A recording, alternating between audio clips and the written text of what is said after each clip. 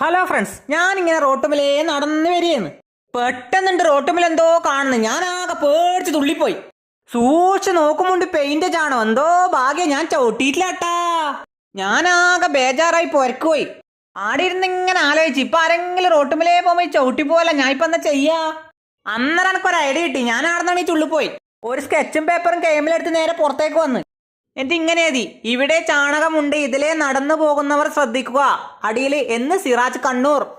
എൻ്റെ ഒരു കൊള്ളി എടുത്തോളന്ന് കൊത്തി വൃത്തിയാക്കി അതിൻ്റെ കുറച്ച് ഫെബിക്കോളിന്റെ പശയും തേച്ച് ഒട്ടിച്ചൊരു ഫ്ലക്സ് ആക്കി വെച്ച് റോഡിന്റെ പള്ളൊക്കെ കുഴിച്ചിട്ട് അതിലേ നടന്നു പോയി.